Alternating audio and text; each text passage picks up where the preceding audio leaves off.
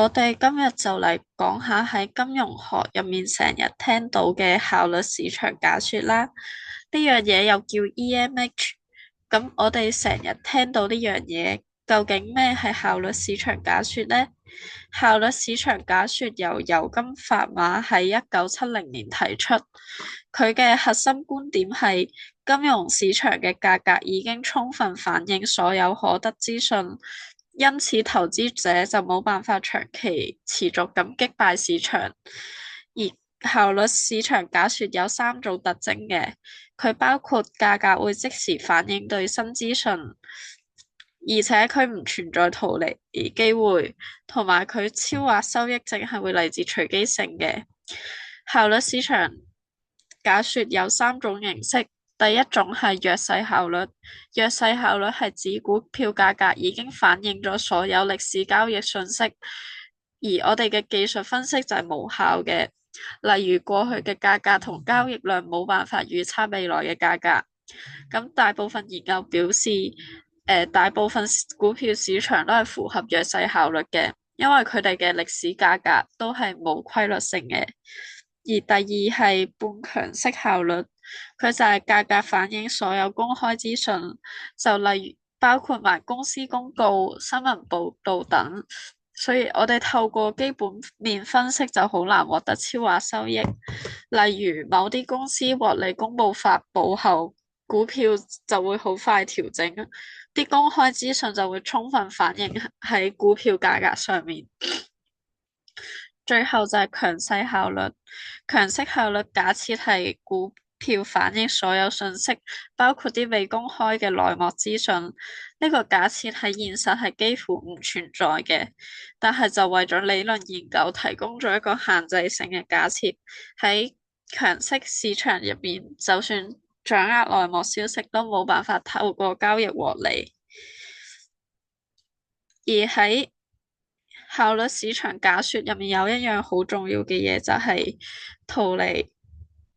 套利就係講緊唔同市場或者同一個市場入面資產嘅價格差異，透過買賣嚟獲取無風險利潤嘅行為。套利係市場定價機制嘅重要組成部分。例如喺外匯市場入面，用唔同銀行間匯率差異進行套利，用低買高賣嚟收取差價。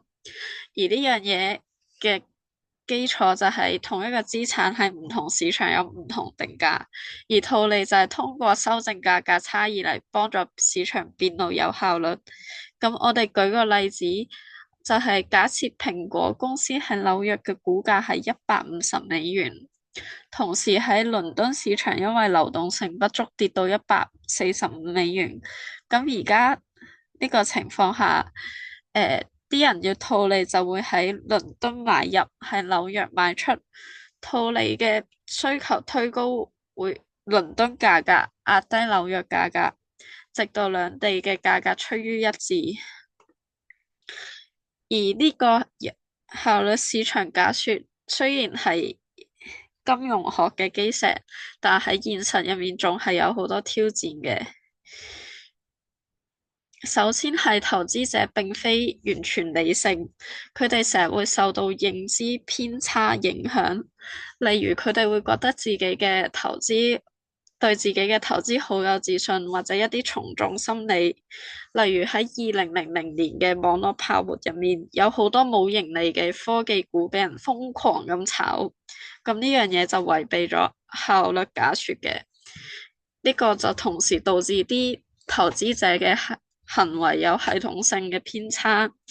而且套利限制理論佢有四大現實約束。佢哋第一係基本面風險，喺現實上係冇完美替代嘅資產，而且價格可能會更加偏離你所想象嘅，同埋佢哋套利嘅執行成本高，而且時間上面都可能超過套利者嘅預期。